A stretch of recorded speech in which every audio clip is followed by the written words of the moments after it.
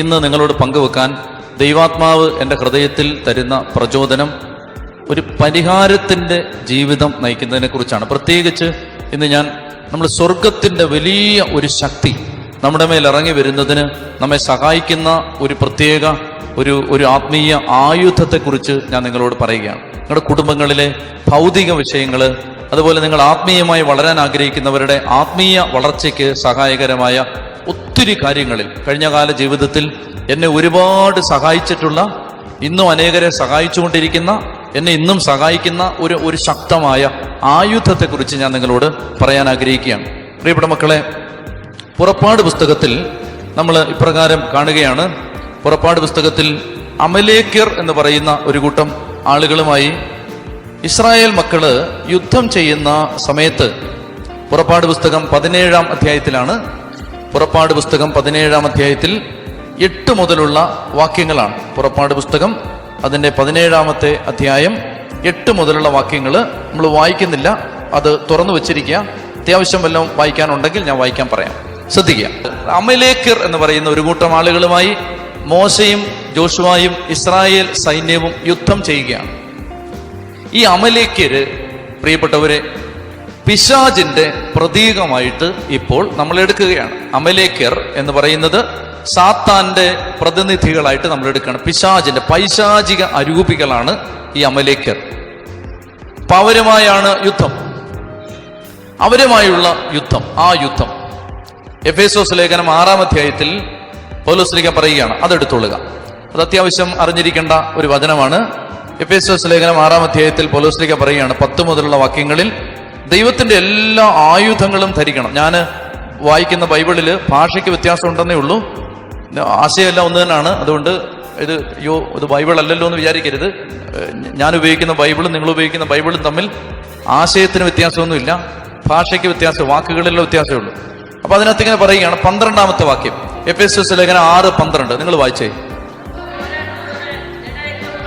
നമ്മുടെ പോരാട്ടം ജഡരക്തങ്ങളോട് അല്ല, പിന്നെ വാഴ്ചകളോടും അധികാരങ്ങളോടും ഈ അന്ധകാര ലോകത്തിന്റെ അധിപതികളോടും ഇവിടെ സ്വർലോകങ്ങളിൽ അല്ലേ, സ്വർഗീയ. ഇപ്പൊ ഞാൻ എൻ്റെ ബൈബിളിൽ ഇങ്ങനെയാണ്, അതായത് കുറച്ചുകൂടെ വ്യക്തമായിട്ട് വാക്കുകളുടെ വ്യക്തതയുണ്ട്, അതുകൊണ്ട് ശ്രദ്ധിക്കുക. അതായത് നമ്മുടെ പോരാട്ടം നിങ്ങൾ വായിച്ചത് ജഡരക്തങ്ങളോടല്ല, അല്ലെങ്കിൽ മാംസത്തോടും രക്തത്തോടും അല്ല. നമ്മുടെ പോരാട്ടം മാംസത്തോടും രക്തത്തോടും അല്ല, മറിച്ച് പ്രഭുത്വങ്ങൾക്കും ആധിപത്യങ്ങൾക്കും അന്ധകാര ലോകത്തിന്റെ അധിപന്മാർക്കും സ്വർഗീയ ഇടങ്ങളിൽ വർത്തിക്കുന്ന തിന്മയുടെ ദുരാത്മാക്കൾക്കും എതിരായിട്ടാണ് നമ്മുടെ പോരാട്ടം. എന്ന് പറഞ്ഞാൽ എന്നെ നോക്കിയേ, നമ്മൾ യുദ്ധം ചെയ്യുന്നത് മനുഷ്യരോടല്ല. ഇപ്പോ 25 വർഷമായിട്ട് മദ്യപാനത്തിന്റെ അടിമയായി കഴിയുന്ന ഭർത്താവിനോട് പ്രയാസത്തിലായിരിക്കുന്ന അമ്മയെ, നീ അറിയണം, നിന്റെ പോരാട്ടം ഈ മദ്യപാനിയായ മനുഷ്യനോടല്ല, മദ്യപാനത്തിന്റെ പിശാചിനോടാണ്, മദ്യപാന പൈശാചിക അരൂപിയോടാണ്. ഹോസിയായുടെ പുസ്തകത്തിൽ 4-ാം അധ്യായത്തിൽ പ്രവാചകൻ പറയുന്നുണ്ട്, തങ്ങളുടെ ദൈവത്തിന്റെ അടുത്തേക്ക് മടങ്ങിപ്പോകാൻ അവർക്ക് സാധിക്കുന്നില്ല, കാരണം വ്യഭിചാര ദുർഭൂതം അവരിൽ കുടികൊള്ളുന്നു. വ്യഭിചാര ദുർഭൂതം. ഇപ്പൊ ഈ ജഡത്തിന്റെ പാപം ചെയ്യുന്ന, ജഡത്തിന്റെ പാപത്തിൽ വീണ് കിടക്കുന്ന, എന്നോട് കഴിഞ്ഞ ദിവസം അമ്മ പറഞ്ഞു, വർഷങ്ങളായിട്ട് ഈ പാപത്തിൽ കഴിയുന്ന ഒരു ഭർത്താവ്, അതുകൊണ്ട് അവരിപ്പോ ഒരു രക്ഷയില്ലാതെ, ജീവിക്കാൻ നിവൃത്തിയില്ലാതെ മാറി വന്ന് ഒരു സ്ഥലത്ത് താമസിക്കുകയാണ്. ആ അമ്മ കഴിഞ്ഞ ദിവസം സംസാരിച്ചപ്പോൾ പറഞ്ഞു, വർഷങ്ങളായിട്ട് ഈ മനുഷ്യൻ ഈ പാപത്തിന്റെ അടിമയാണ്. അപ്പൊ അയാളിൽ കുടികൊള്ളുന്നത് എന്താണ്? വ്യഭിചാര ദുർഭൂതം. വർഷങ്ങളായിട്ട് മദ്യപാനത്തിന്റെ അടിമത്തത്തിൽ കഴിയുന്ന ഒരു കുടുംബനാഥനിൽ, ഒരു മകനിൽ കുടികൊള്ളുന്നത് മദ്യപാനത്തിന്റെ അരൂപി. അഹങ്കാരിയായ ഒരു വ്യക്തിയിൽ കുടികൊള്ളുന്നത് അഹങ്കാരത്തിന്റെ സ്പിരിറ്റ് ഓഫ് പ്രൈഡ്, അഹങ്കാരത്തിന്റെ അരൂപി. എഫേസോസ് 2:2 പറയുന്നു, അനുസരണക്കേടിന്റെ സന്തതികളിൽ കുടികൊള്ളുന്ന അന്തരീക്ഷ ശക്തിയുടെ അധിപൻ, അനുസരണക്കേടിന്റെ അരൂപി. അതുപോലെ പഴയ നിയമത്തിൽ പറയുന്നുണ്ട്, തോബിത്തിന്റെ പുസ്തകത്തിൽ പറയുന്നുണ്ട്, അവിടെ പറയുന്നത് വിവാഹബന്ധത്തെ തകർക്കുന്ന അസ്മേദേവൂസ് എന്ന് പറയുന്ന ഒരു പിശാച്. അപ്പോൾ പ്രിയപ്പെട്ട സഹോദരങ്ങളെ, അനേകം കുടുംബങ്ങളിൽ ഇന്ന് പ്രവർത്തിച്ചുകൊണ്ടിരിക്കുന്നത്, ദുഷ്ടത വിതച്ചുകൊണ്ടിരിക്കുന്നത്, തകർത്തുകൊണ്ടിരിക്കുന്നത് മനുഷ്യരല്ല, പിശാചാണ്. ഇത് നിങ്ങൾ തിരിച്ചറിയണം. ഞാൻ പറയുന്നതിന് കാരണം എനിക്ക് ഒരുപാട് ഭിന്നതയും കലഹവും ബുദ്ധിമുട്ടും വഴക്കും അടിയും ശത്രുതയുണ്ടായിരുന്ന ഒരു പള്ളിയിൽ ഞാൻ ശുശ്രൂഷ ചെയ്തിരുന്നു. ആ കാലഘട്ടങ്ങളിൽ കർത്താവ് ഏതാണ്ട് ഒരു 1.5 വർഷം കഴിഞ്ഞിട്ടാണ് ഞാൻ ഈ മനുഷ്യരോട് ഒത്തിരി സമാധാനത്തോടെ ഇടപെടുന്നു, ഉപദേശിക്കുന്നു, കാര്യങ്ങൾ പറയുന്നു. മാറ്റം വരാതിരുന്ന സമയത്ത് ദൈവത്തിന്റെ ആത്മാവ് ആ കാലഘട്ടങ്ങളിൽ ബോധ്യം തന്നു. അതായത് ഈ മനുഷ്യരോടല്ല നമ്മൾ യുദ്ധം ചെയ്യേണ്ടത്. പിന്നെ ഓരോ പരിശുദ്ധ കുർബാനയിലും ഞാൻ ഇങ്ങനെ പ്രാർത്ഥിക്കാൻ തുടങ്ങി, കർത്താവെ, എന്റെ ജനത്തെ തമ്മിൽ ഗ്രൂപ്പ് കളിച്ച് തമ്മിലടിപ്പിച്ച് ശത്രുതയിലാക്കി പരിശുദ്ധ കുർബാന അർപ്പിക്കാനുള്ള യോഗ്യത നഷ്ടപ്പെടുത്തി കളയുന്ന ഭിന്നതയുടെ പൈശാചിക അരൂപിയെ യേശുനാമത്തിൽ ബന്ധിക്കുന്നു. നിങ്ങൾക്ക് കേൾക്കണോ? നോക്കി നിൽക്കെ ആളുകൾ മാറാൻ തുടങ്ങി. നോക്കി നിൽക്കെ. എന്നാൽ ഇടവകയെക്കുറിച്ച് എനിക്കുള്ള സന്തോഷം, ഞങ്ങളുടെ സഭയിലെ ഏറ്റവും സമാധാനമുള്ള പള്ളികളിൽ ഒന്നാണത്. അതായത് ഉപദേശം കൊണ്ട് മാറാത്തത്, ശാസന കൊണ്ട് മാറാത്തത് ചിലപ്പോ ബഹിഷ്കരിച്ചാൽ മാറും. ചെത്തി പറഞ്ഞേ ഹല്ലേലൂയാ, ഹല്ലേലൂയാ. അപ്പൊ അതുകൊണ്ട് നമ്മുടെ പോരാട്ടം മാംസത്തോടും രക്തത്തോടും അല്ല. നിരന്തരമായി വഴക്കുള്ള ഒരു വീട്ടിലെ ഒരമ്മ ഒരപ്പൻ എന്നെ കേൾക്കുന്നുണ്ടെങ്കിൽ, നീ വഴക്കുണ്ടാക്കുന്ന ആളുകളോടല്ല യുദ്ധം ചെയ്യേണ്ടത്. വഴക്കിന്റെ ഒരു പൈശാചിക അരൂപിയുണ്ട്, ഭിന്നതയുടെ അരൂപി. ഞാനിത് പറയുന്നതിന് കാരണം എന്തെന്നറിയാമോ? ഞങ്ങൾ ഈ ശുശ്രൂഷ ചെയ്യുന്ന ആ സാഹചര്യങ്ങളിൽ ഇത് കൂടുതൽ ബോധ്യം കിട്ടും. ഉദാഹരണത്തിന്, ചില സ്ഥലങ്ങളിൽ ചെല്ലുമ്പോൾ എനിക്ക് ഭയങ്കര കോപം വരാൻ തുടങ്ങും. കോപം. അപ്പൊ ഞാൻ എൻ്റെ കൂടെ ആളുകളോട് ചിലപ്പോൾ ദേഷ്യപ്പെടാൻ തുടങ്ങും. അതുവരെ അന്നേരം വരെ ഉണ്ടായിരുന്നൊരു ടെമ്പറമെന്റ് പെട്ടെന്ന് അങ്ങ് മാറും. വണ്ടിയിൽ നിന്ന് ഇറങ്ങുമ്പോൾ പെട്ടെന്ന് പിന്നെ അരിശമാണ്. പ്രിയപ്പെട്ട സഹോദരങ്ങളെ, പിന്നാണ് എനിക്ക് മനസ്സിലായത്, ആദ്യകാലങ്ങളിൽ എനിക്ക് അറിയില്ലായിരുന്നു, പിന്നാണ് മനസ്സിലായത്. അതായത് പിന്നീട് അനുഭവങ്ങൾ ദൈവം തരാൻ തുടങ്ങി. ഞാൻ ഒരു സ്ഥലത്ത് ശുശ്രൂഷയ്ക്ക് ചെന്നപ്പോൾ ഞങ്ങളുടെ സാധനങ്ങൾ, കീബോർഡ്, മൈക്ക് എല്ലാം എടുക്കാൻ സഹായിക്കാൻ വേണ്ടി ഒരു സഹോദരി വന്നു. ആ സഹോദരി വന്ന് ഇതെല്ലാം എടുത്ത് സഹായിച്ചു. അപ്പൊ ഈ സഹോദരി വന്ന് അടുത്തോട്ട് നിൽക്കുമ്പോൾ തൊട്ട് എനിക്കങ്ങ് അരിശം വരാൻ തുടങ്ങി. നിങ്ങൾക്ക് കേൾക്കണോ? ആത്മീയ രഹസ്യങ്ങളാണ്. എനിക്ക് അരിശം വരികയാണ്. പ്രിയപ്പെട്ട സഹോദരങ്ങളെ, ആ ധ്യാനത്തിനിടയ്ക്ക് ആ സഹോദരിയോട് ഞാൻ സംസാരിച്ചപ്പോ 36 വർഷമായിട്ട് സ്വന്തം ആങ്ങളയോട് മിണ്ടിയിട്ടില്ല. വൈരാഗ്യത്തിന്റെ ദുരാത്മാവ്, കോപത്തിന്റെ ദുരാത്മാവുള്ള ഒരു സഹോദരിയാണ് ഈ അടുത്ത് നിൽക്കുന്നത്. അതാണ് ദൈവം നമുക്ക് കാണിച്ചു തരികയാണ്. ഇതാണ് സാധനം. ചെത്തി പറഞ്ഞേ ഹല്ലേലൂയാ, ഹല്ലേലൂയാ. ചില ദേശത്ത് ചില സ്ഥലത്ത് ചെല്ലുമ്പോൾ കർത്താവ് ഇങ്ങനെയാണ് അരൂപികളെ കാണിച്ചു തരും. അതിങ്ങനെയാണ്. അതായത് ചിലപ്പോൾ ആത്മീയ മരവിപ്പ്, ഒട്ടും പ്രാർത്ഥിക്കാൻ താല്പര്യമില്ലാത്ത ആത്മീയ അപ്പൊ എന്ത് ചെയ്യും? നമ്മൾ ആ എൻവയോൺമെന്റിലോട്ട് കയറുമ്പോൾ തൊട്ട് പിന്നെ നമുക്ക് പ്രാർത്ഥിക്കാൻ പറ്റില്ല. കർത്താവ് കാണിച്ചു തരികയാണ്. അതായത് നിനക്ക് ഇവിടെ നേരിടാനുള്ള പൈശാചിക അരൂപി ഇതാണ്. ചില സ്ഥലത്ത് ചെല്ലുമ്പോൾ കർത്താവ് ദേശത്തിന്റെ അരൂപിയെ കാണിച്ചു തരും. ദേശത്തിന്റെ അരൂപി എന്താണെന്ന് പറഞ്ഞു തരും. ഈ ദേശത്ത് ദൈവമക്കളെ കെട്ടിയിട്ടിരിക്കുന്നത് ഈ അരൂപിയാണ്. നിങ്ങൾ വെളിപാട് പുസ്തകം വായിച്ചാൽ മതി. അതിനകത്ത് 2-3 അധ്യായങ്ങളിലൊക്കെ വായിക്കുമ്പോൾ നമ്മൾ കാണുന്നുണ്ട്, സാത്താന്റെ സിംഹാസനമുള്ളിടത്താണ് നീ വസിക്കുന്നത്. ചില സ്ഥലങ്ങൾ സാത്താന്റെ സിംഹാസനമുള്ള സ്ഥലമാണ്. അവിടാണ് ദൈവമക്കൾ പോയി താമസിക്കുന്നത്. പ്രാർത്ഥനയില്ല, കുടുംബത്തിൽ പ്രാർത്ഥിക്കത്തില്ല, പള്ളി വരുത്തുമില്ല, ചത്ത് കിടക്കും ആ വീട്. കാരണം എന്താണ്? ഈ പൈശാചിക അരൂപിയുടെ നിയന്ത്രണത്തിലാണ് ഇവൻ ദൈവത്തെ വിളിക്കാതെയും പ്രാർത്ഥിക്കാതെയും വീട് വെച്ച് താമസിച്ചുകൊണ്ടിരിക്കുന്നത്. വീട് വിറ്റ് പോകണമെന്നല്ല, നീ അവിടെ മുട്ടുകുത്തി ദൈവത്തെ ആരാധിച്ചാൽ ആ അരൂപി ബന്ധിക്കപ്പെടും. ചെത്തി പറഞ്ഞേ ഹല്ലേലൂയാ. അപ്പൊ നമ്മുടെ പോരാട്ടം മാംസത്തോടും രക്തത്തോടും അല്ല. നമ്മൾ വിചാരിക്കരുത് അയൽവക്കക്കാരൻ നമ്മളോട് വഴക്കിന് വന്നു എന്നാൽ അവനെ ശരിയാക്കിയേക്കാം. അവനോടല്ല നമ്മുടെ പോരാട്ടം, അവനോടല്ല. പ്രിയപ്പെട്ട സഹോദരൻ, അനേകം അനുഭവങ്ങൾ എനിക്ക് പറയാനുണ്ട്. എനിക്ക് ഏറ്റവും എൻ്റെ മനസ്സിൽ നിറഞ്ഞു നിൽക്കുന്ന ഒരു അനുഭവം ഞാൻ പറയാം. ഖത്തർ എന്ന് പറയുന്ന രാജ്യത്ത് ശുശ്രൂഷ ചെയ്യുന്ന സമയത്ത് ഞാൻ ഒരു 1.5 മാസം അവിടെ താമസിച്ചിരുന്നു. ആ സമയത്ത് അവിടെയുള്ള 250 നഴ്സുമാർക്ക് ജോലി നഷ്ടപ്പെട്ടു എന്ന് പറഞ്ഞിട്ട് അവരെൻ്റെ അടുത്ത് വന്നു. അവരുടെ ഒരു കൂട്ടം നേഴ്സസ് മിനിസ്ട്രി ഉണ്ട്. നേഴ്സസ് വന്ന് കണ്ണുനീരോടെ പറഞ്ഞു. അപ്പൊ ഈ നേഴ്സസിന് ഇവിടുന്ന്, ഈ നാട്ടിൽ നിന്ന് ജോലി ചെയ്യാൻ പോയിരിക്കുന്ന അനേകം നേഴ്സുമാര് കടബാധ്യത പണയപ്പെടുത്തി, ബാധ്യത വരുത്തി ഒക്കെ പോയിരിക്കുന്ന ആളുകളാണ്. ഞങ്ങൾ കുവൈറ്റിൽ ഒരു ധ്യാനം നടത്തുന്ന സമയത്ത് അവിടെ ഏതാണ്ട് 2000-ഓളം നേഴ്സസിനെ പിരിച്ചുവിടുന്നു എന്നറിഞ്ഞിട്ട് ഞങ്ങളൊരു ആരാധന നടത്തുമ്പോൾ ആരാധനയ്ക്ക് ചങ്ക് പൊട്ടി കരഞ്ഞ് ഞാൻ നോക്കുമ്പോൾ ആളുകൾ കൂട്ടമായിട്ട് ബോധം കെട്ട് വീഴുകയാണ്. സ്ത്രീകള് മനോവേദന കാരണം ഹൃദയം പൊട്ടി ബോധമില്ലാതെ, കാരണം അവർക്ക് ചിന്തിക്കാൻ പറ്റുന്നില്ല. ജോലി നഷ്ടപ്പെട്ട് നാട്ടിലേക്ക് പോകുന്ന അത്രയ്ക്ക് പണയപ്പെടുത്തി കടബാധ്യത വരുത്തി അങ്ങനെ എല്ലാം വിറ്റ് നശിപ്പിച്ച് ഇതുങ്ങൾ രക്ഷപ്പെടാൻ വേണ്ടി വന്നതാണ് ഈ പാവപ്പെട്ട പെങ്കൊച്ചുങ്ങൾ. ഞാൻ അവിടെ കണ്ടു 35, 36, 37 വയസ്സൊക്കെ ആയിട്ടും കല്യാണം പോലും കഴിക്കാതെ കുടുംബത്തിന്റെ കടബാധ്യത തീർക്കാൻ ഒരു ഒരു ഒരു ഒരു ഒരു ഉഴവ് കാളയെ പോലെ പണിയെടുക്കുന്ന മക്കളെ. അപ്പൊ ഇത് ശരിക്കും ആ കുവൈറ്റിലൊക്കെ അതിന് വേദന കണ്ടതായതുകൊണ്ട് ഈ മക്കള് ജോലി നഷ്ടപ്പെട്ടു എന്ന് പറഞ്ഞപ്പോൾ എനിക്ക് ഭയങ്കര പ്രയാസം തോന്നി.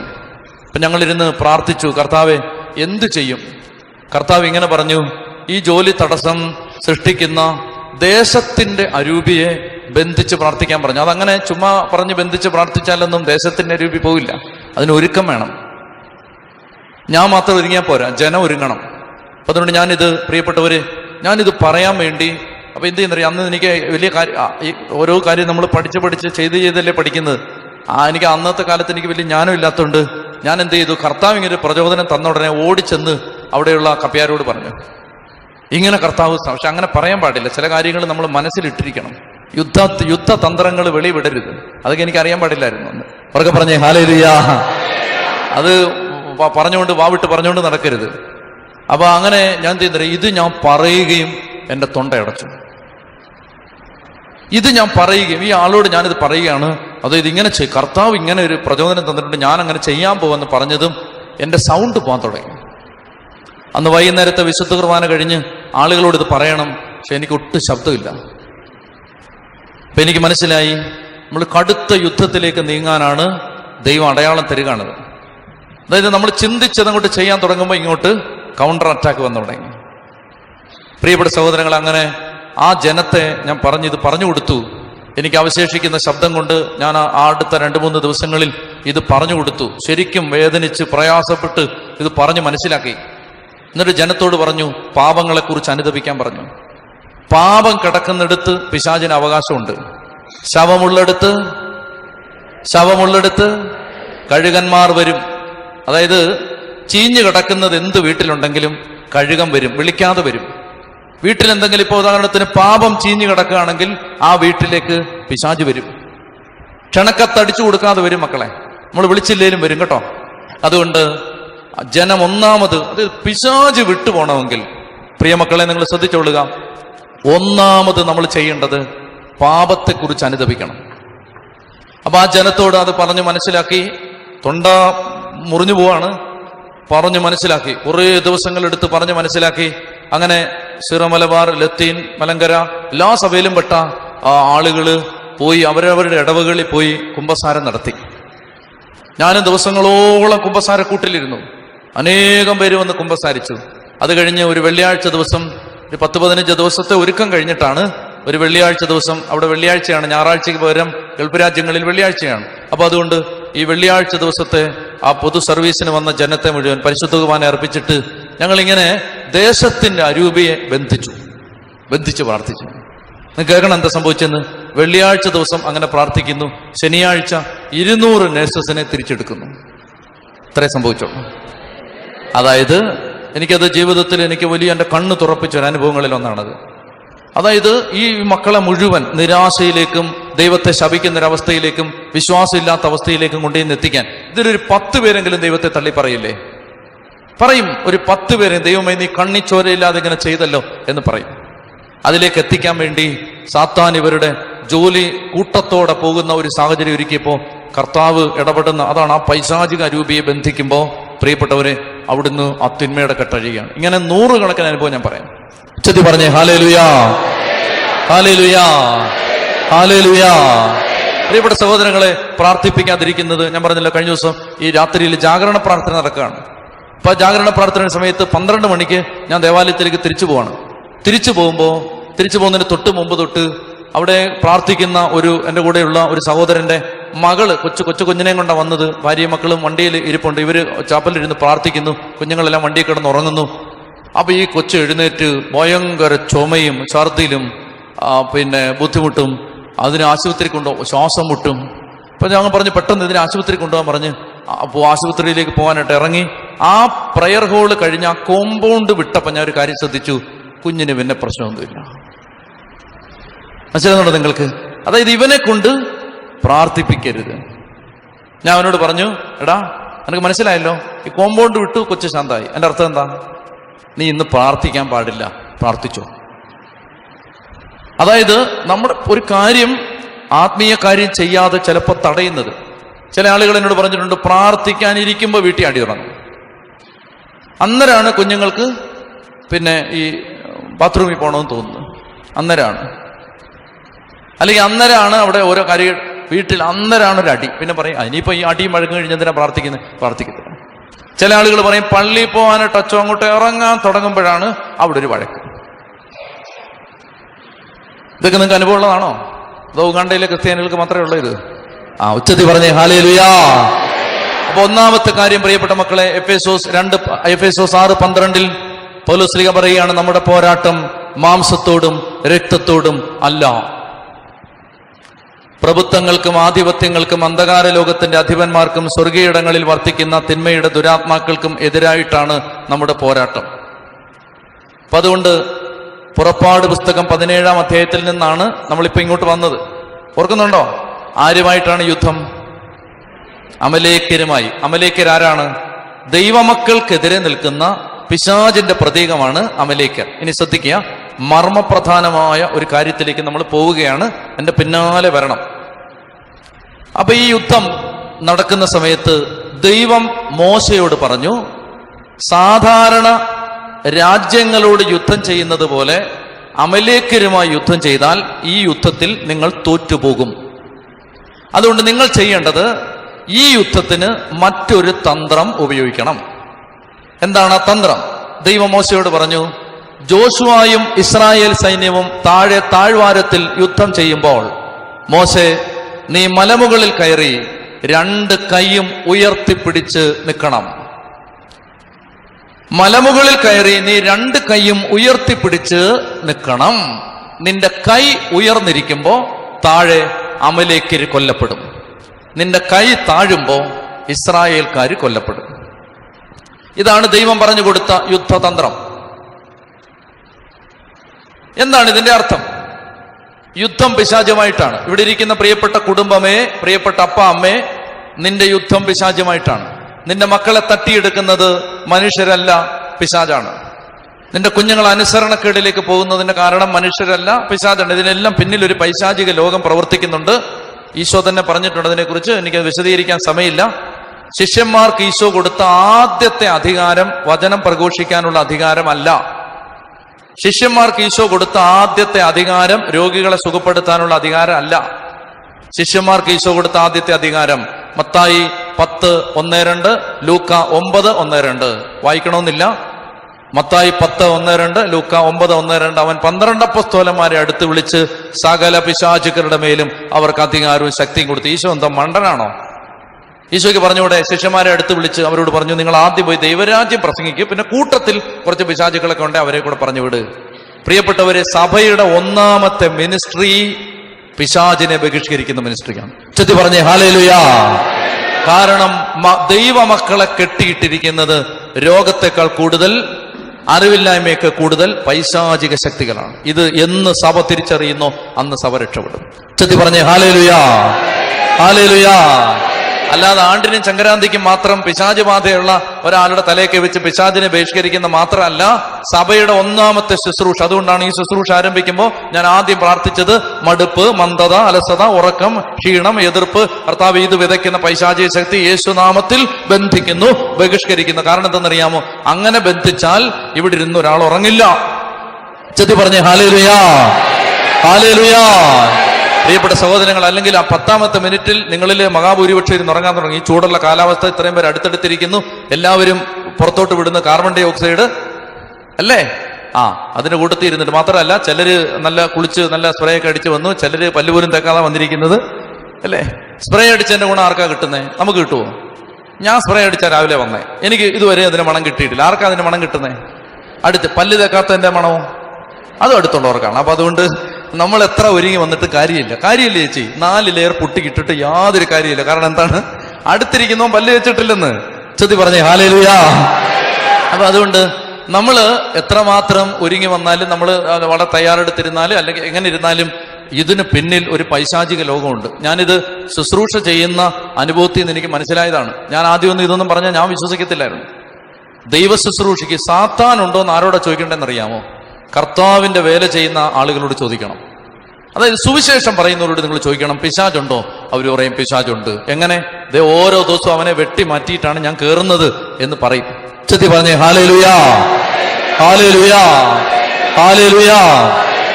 അപ്പോൾ അതുകൊണ്ട് പ്രിയപ്പെട്ട മക്കളെ ശ്രദ്ധിച്ചു കേൾക്കുക. അപ്പോൾ നമ്മുടെ പോരാട്ടം മാംസത്തോടും രക്തത്തോടും അല്ല. അതുകൊണ്ട് അമലേക്കരുമായി യുദ്ധം ചെയ്യുന്ന സമയത്ത് മോശയോട് ദൈവം പറഞ്ഞു, നിന്റെ മാനുഷിക ആയുധങ്ങൾ കൊണ്ട് ഇത് മതിയാവില്ല. നീ നിന്റെ മാനുഷികമായ ആയുധങ്ങൾ കൊണ്ട്, ഉദാഹരണത്തിന് എതിർക്കുന്ന ഒരാൾക്കെതിരെ കേസ് കൊടുക്കുക, ഇത് മാനുഷികമായ ഒരു ആയുധമാണ്. ഇപ്പൊ ഒരാൾ നമ്മളെ ചീത്ത വിളിച്ചാൽ അവനെ തിരിച്ച് ചീത്ത വിളിക്കുക, ഇത് മാനുഷികമായ ഒരു ആയുധമാണ്. ഇതുകൊണ്ട് അമലേക്കര് വിട്ടുപോകില്ല. പിശാച് വിട്ടുപോകണമെങ്കിൽ ദൈവിക ആയുധങ്ങൾ ഉപയോഗിക്കണം. മനസ്സിലാവുന്നുണ്ടോ? അല്ലാതെ പ്രിയപ്പെട്ട സഹോദരങ്ങളെ, നമ്മൾ കൊട്ടേഷന് ആളെ വിട്ട് കൈ തല്ലി ഓടിച്ചാൽ പിശാച് വിട്ടുപോകില്ല. കപ്പ്യാര് വിചാരിച്ചു അച്ഛനെ കുത്തിക്കൊന്നാൽ ഉടനെ സംഭവം തീരുമെന്ന്. തീർന്നോ? തീർന്നില്ല. ഇനി അതിന്റെ ആജീവനാന്ത, പാപത്തിനൊരു നിമിഷം, പരിഹാരത്തിനൊരു ജന്മം. പാപത്തിനൊരു നിമിഷം മതി, പരിഹാരത്തിനൊരു ജന്മം. ഇനി ആജീവനാന്തം ഇതിന്റെ കണ്ണുനീരും. എനിക്ക് ആ മനുഷ്യന്റെ ചിത്രം പത്രത്തിൽ കണ്ടിട്ട് സങ്കടം തോന്നി. അതായത് ഇനി ആജീവനാന്തം ഈ ഭാരം. അച്ഛനെ ഒരു കുത്തുകുത്തിയപ്പോ തീരുമെന്നെല്ലാം വിചാരിച്ചത്, തീർന്നോ? എല്ലാം തുടങ്ങിയതേ ഉള്ളൂ. ഇനി ആ ഭാര്യയും മക്കളും കുടുംബമൊക്കെ കടന്നു പോകേണ്ടി വരുന്ന അപമാനങ്ങൾ, ഈ മനുഷ്യൻ കടന്നു പോകേണ്ടി വന്ന കുറ്റബോധത്തിന്റെ വേവും ചൂടും. പ്രിയപ്പെട്ട മക്കളെ, മാനുഷികമായ ആയുധങ്ങൾ കൊണ്ട് ഒരു യുദ്ധവും എവിടെയും എത്തില്ല. ദൈവിക ആയുധങ്ങൾ നീ ഏറ്റെടുത്താൽ, ഞാൻ കർത്താവിന്റെ ആത്മാവിൽ ഈ മധ്യാഹ്നത്തിൽ നിന്നോട് പറയുന്നു, നിന്റെ കുടുംബത്തിന്റെ കെട്ട് നീ നോക്കി നിൽക്കേ അഴിയും. നോക്കി നിൽക്കേ അഴിയും. എനിക്ക് എന്റെ മുമ്പിൽ ഇഷ്ടം പോലെ ഉദാഹരണങ്ങളുണ്ട്. ദൈവിക ആയുധങ്ങൾ ധരിക്കണം. പ്രാർത്ഥിക്കാൻ അമ്മേ നീ പഠിച്ചാൽ, മുട്ടുകുത്താൻ അപ്പാ നീ പഠിച്ചാൽ, ഉപവസിക്കാൻ നിന്റെ കുടുംബത്തിന് ഒരു പരിശീലനം കിട്ടിയാൽ, പാതിരാത്രികളിൽ ഉണർന്നിരുന്ന് കൈവരിക്കാൻ ദൈവാത്മാവ് നിനക്ക് കൃപ തന്നാൽ, എന്റെ പ്രിയപ്പെട്ട മകനെ മകളെ, നിന്റെ കുടുംബത്തിന്റെ കെട്ടഴിയും. ചൊല്ലി പറഞ്ഞേ ഹല്ലേലൂയാ.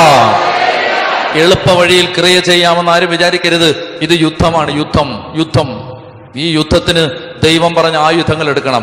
അപ്പൊ ദൈവം മോശയോട് പറഞ്ഞു, മോശെ നീ കൈ ഉയർത്തിപ്പിടിച്ച് നിൽക്കണം. അങ്ങനെ മോശ 2 കൈയും ഉയർത്തിപ്പിടിച്ച് നിന്നു. മോശയ്ക്കന്ന് ഏതാണ്ട് 100 വയസ്സിലധികം പ്രായമുണ്ട്. 120-ാമത്തെ വയസ്സിലാണ് മോശ മരിക്കുന്നത്. കാനാന്റെ പടിവാതിക്കൽ എത്തുമ്പോ മോശ മരിക്കും. മോശയ്ക്ക് ഏതാണ്ട് 110 വയസ്സ് പ്രായമുണ്ടെന്ന് കൂട്ടിക്കോ. 110 വയസ്സുള്ള മോശ എന്ന് പറയുന്ന ഈ ജ്ഞാനവൃദ്ധൻ കൈകൾ ഉയർത്തിപ്പിടിച്ചു നിന്നപ്പോ അദ്ദേഹത്തിന്റെ കൈ പതുക്കെ പതുക്കെ താഴാൻ തുടങ്ങി. എത്ര ഉയർത്തിപ്പിടിച്ചിട്ടും അല്പനേരം കഴിയുമ്പോൾ ശരീരത്തിന്റെ സ്വാഭാവിക തളർച്ചയുടെ ഫലമെന്നോണം ഈ കൈകൾ താഴാൻ തുടങ്ങി. അങ്ങനെ മോശയുടെ കൈ താണു വന്ന് പൂർണ്ണമായും കരം താണപ്പോ അമലേക്കര് ഇസ്രായേൽ മക്കളെ ഒന്നൊന്നായി വാളുകൊണ്ട് അരിഞ്ഞെടുക്കാൻ തുടങ്ങി. മോശ ഇത് കണ്ടു. മോശ കൈ ഉയർത്തിയ സമയത്ത് മോശയുടെ കൈ വീണ്ടും താഴാൻ തുടങ്ങി. അപ്പോൾ 2 ചേട്ടന്മാര്, ഒരാളുടെ പേര് അഹറോൻ, മറ്റേ ആളുടെ പേര് ഹൂർ. എന്താണ് ചേട്ടന്മാരുടെ പേര്? അഹറോനും ഹൂറും.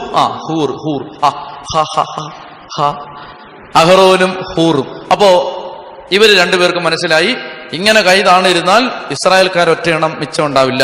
അതുകൊണ്ട് അവരെന്ത് ചെയ്തു? അവര് പറഞ്ഞു, അപ്പച്ചൻ ഈ സ്റ്റൂളെ ഇരിക്കാൻ പറഞ്ഞു. അന്ന് സ്റ്റൂളില്ലാത്തത് കൊണ്ട് ഒരു കല്ലിട്ട് കൊടുത്തു. അപ്പച്ചനെ പിടിച്ച കല്ലിലിരുത്തി. അപ്പൊ അപ്പച്ചൻ വിചാരിച്ച നല്ല സ്നേഹമുള്ള മക്കള്, ഞാൻ അങ്ങനെ നിന്ന് ക്ഷീണിച്ചപ്പോ എനിക്ക് സ്റ്റൂൾ ഇട്ട് എന്ന് കണ്ടില്ലേ. ഇന്നാണെങ്കിൽ അപ്പച്ചന്റെ ഉള്ള സ്റ്റൂളുകൾ വലിച്ച് അപ്പച്ചനെ മുതു പിടിച്ച് താഴെ ഇടും. അങ്ങനെയുള്ള പിള്ളേരാണ്. ഇപ്പൊ അന്നത്തെ പിള്ളേർ മാന്യതയുള്ള പിള്ളേരായിരുന്നുകൊണ്ട് അവരിങ്ങനെ സ്റ്റൂളൊക്കെ ഇട്ട് കൊടുത്തു. അങ്ങനെ അപ്പച്ചൻ വിശാലമായിട്ട് ഇരുന്ന് അപ്പച്ചൻ ഇങ്ങനെ കൈയൊക്കെ തതിരുന്നപ്പോ അഹറോൻ പറഞ്ഞു, ആ കൈ കയറാൻ പറഞ്ഞു. ഹൂറ് പറഞ്ഞു, മറ്റേ കൈ കയറാൻ പറഞ്ഞു. അപ്പൊ അപ്പച്ചന് മനസ്സിലായി, സ്നേഹം കൊണ്ടല്ല ഈ ഇരുത്തിയത്. 2 വശത്തു നിന്ന് അവരിങ്ങനെ കൈ എങ്ങനെ ഉയർത്തിപ്പിടിച്ചു. ആദ്യം അപ്പച്ചന് നല്ല സുഖമുണ്ട്. കുറച്ചു നേരം കഴിഞ്ഞപ്പോ കൈ വേദനിക്കാൻ തുടങ്ങി. അപ്പൊ അവര് പറഞ്ഞു, മോശ പറഞ്ഞു, മോനെ വേദനിക്കുന്നെന്നാ പറഞ്ഞു. അവര് പറഞ്ഞു, വേദനിച്ചോട്ടെ, താഴെ പിള്ളേര് ചാവുകയെന്ന് പറഞ്ഞു. കുറച്ച് വേദനിച്ചോട്ടെന്ന് പറഞ്ഞു. താഴെ അല്ലെങ്കിൽ ഇത് താന്നാണ്ടല്ലോ, പിള്ളേര് ചാവൂന്ന് പറഞ്ഞു. പിള്ളേര് ചാവും. പ്രിയപ്പെട്ട അമ്മേ, കുറച്ച് വേദനിക്കട്ട്, അല്ലെങ്കിൽ പിള്ളേര് ചാവും. ഇപ്പൊ കുറച്ച് വേദനിക്കട്ടെ, അല്ലെങ്കിൽ നിന്റെ മക്കള് ചാവും. നിന്റെ മക്കള് തളരാതിരിക്കാൻ നമുക്ക് ഈ വേദന എടുക്കാം. എന്നുവെച്ചത് പറഞ്ഞേ ഹല്ലേലൂയാ, ഹല്ലേലൂയാ. അങ്ങനെ അഹറോനും ഹൂറും മോശയുടെ ഇരുവശത്ത് നിന്ന് ഈ കരം ഇങ്ങനെ ഉയർത്തിപ്പിടിച്ചുകൊണ്ട് സായാഹ്നം വരെ നിന്നു. ജോശുവയുടെ നേതൃത്വത്തിൽ ഇസ്രായേൽ സൈന്യം അമലേക്കരെ കൊന്നൊടുക്കി. ഇത്രയും നിങ്ങൾക്കറിയാം. ഇനി ഞാൻ പറയാൻ പോകുന്നത് ആണ് മർമ്മപ്രധാനമായി ഇതിന്റെ ദൂത് ഞാൻ പറയാൻ പോവാണ്. നിങ്ങൾ വളരെ ശ്രദ്ധിച്ചിരിക്കണം. ശ്രദ്ധിച്ചില്ലെങ്കിൽ പിടിയിട്ടില്ല. ഉറങ്ങുന്ന ചേട്ടന്മാരും ചേച്ചിമാരും എല്ലാം ഒന്ന് എഴുന്നേക്കണം. അങ്ങനെ ആരെങ്കിലും ഉണ്ടെങ്കിൽ ശ്രദ്ധിച്ചിരിക്കുക. ഇനി ഇത് പോവരുത്, ഇങ്ങോട്ട് തന്നെ നോക്കിയിരിക്കണം, ശ്രദ്ധ മാറരുത്. അതായത് മോശ എന്താ ചെയ്തത്? ഞാനിനി ആയുധം എന്താന്ന് പഠിപ്പിക്കാൻ പോവാണ്. ആയുധം അറിയണമെങ്കിൽ മോശ ചെയ്ത പ്രവൃത്തിയെ നമ്മളൊന്ന് അനലൈസ് ചെയ്യണം. എന്താ മോശ ചെയ്തത്? മോശ ചെയ്തത് ഈ യുദ്ധത്തിൽ ജയിക്കാൻ വേണ്ടി സ്വന്തം ശരീരത്തിൽ ഒരു വേദന ഏറ്റെടുത്തു. അല്ലാതെ കൈ ഉയർത്തി എന്നുള്ളതല്ല. അവിടെ ദൈവം പറഞ്ഞ പ്രകാരം സ്വന്തം ശരീരത്തിൽ അദ്ദേഹം ഒരു വേദന ഏറ്റെടുത്തു. മക്കളെ ശ്രദ്ധിക്കണം, കെട്ടഴിയാനുള്ള ഒന്നാമത്തെ വഴിയാണിത്. അതായത് പാപം ആരംഭിച്ചത് ശരീരത്തിലാണ്. പാപം ആരംഭിച്ചത് ശരീരത്തിലായതുകൊണ്ട് വിടുതൽ ആരംഭിക്കേണ്ടത് ശരീരത്തിലാണ്. അതുകൊണ്ടാണ് എബ്രായ ലേഖനം 10-ാം അധ്യായത്തിൽ വായിക്കുന്നത്, അവിടുന്ന് എനിക്കൊരു ശരീരം തയ്യാറാക്കി. ആ ശരീരമാണ് പാപപരിഹാരത്തിന്റെ ബലിയായി മാറിയത്. അതുകൊണ്ടാണ് വിശുദ്ധ കുർബാന യേശുവിന്റെ ശരീരവും രക്തവും സ്വീകരിക്കാൻ പറയുന്നത്. ഇതെല്ലാം ചേർന്ന് കിടക്കുന്ന കാര്യങ്ങളാണ്. ശരീരത്തിലാണ് തകർച്ച ആരംഭിച്ചത്, ശരീരത്തിലാണ് അതിന്റെ പരിഹാരം. തിന്നരുതെന്ന് ദൈവം പറഞ്ഞു, അത് ലംഘിച്ചു, അത് ആദി പാപം. തിന്നണം എന്ന് ദൈവം പറഞ്ഞത് അനുസരിക്കുമ്പോൾ അതിന് പരിഹാരം. എന്റെ ശരീരവും രക്തവും നിങ്ങൾ തിന്നുകയും കുടിക്കുകയും ചെയ്യണം, അതാണ് പരിഹാരം. ചെത്തി പറഞ്ഞേ ഹല്ലേലൂയാ, ഹല്ലേലൂയാ. അപ്പോ എന്താണ് മോശ ചെയ്തത്? മോശ ചെയ്തത് തന്റെ ശരീരത്തിൽ ഒരു വേദന ഏറ്റെടുത്തു. ശരീരത്തിൽ വേദന ഏറ്റെടുത്ത സമയത്ത് അമലേക്യരെ നേരത്തെ, ഇങ്ങോട്ട് നോക്കിയേ, എന്നെ ഉത്തരം പറയണം. അമലേക്യരുമായി യുദ്ധം ചെയ്യുമ്പോ ജോഷുവായും ഇസ്രായേൽക്കാരും അല്ലാതെ അഡീഷണൽ ആയിട്ട് വേറെ വല്ല ആളുകളും ഇപ്പൊ വന്നോ? പഴയ ആളുകൾ തന്നെയല്ലേ യുദ്ധം ചെയ്യുന്നത്. പക്ഷെ ഈ കൈ വേദനിക്കുന്ന സമയത്ത് ഇവർക്ക് ശക്തി കൂടുകയാണ്. അതിന്റെ അർത്ഥം ജോഷുവായും ഇസ്രായേൽക്കാരും കാണാത്ത ഒരു സൈന്യം ഈ കൈ ഉയർത്തിയ സമയത്ത് ഇറങ്ങി. ആ സൈന്യത്തിന്റെ പേരാണ് ദൈവദൂതന്മാർ. ദൂതന്മാരിറങ്ങിയാൽ വല്ലതും നടക്കും. ദൂതന്മാരിറങ്ങിയാൽ നടക്കും, അതുറപ്പാണ്. ഒരു ഉദാഹരണം ഞാൻ പറയാം. യെശയ്യാ 37-36 ഇങ്ങനെ പറയുകയാണ്, കർത്താവിന്റെ ദൂതൻ അസീറിയക്കാരുടെ പാളയത്തിൽ കടന്ന് 1,85,000 പേരെ വകവരുത്തി. ഇങ്ങോട്ട് നോക്കിയേ,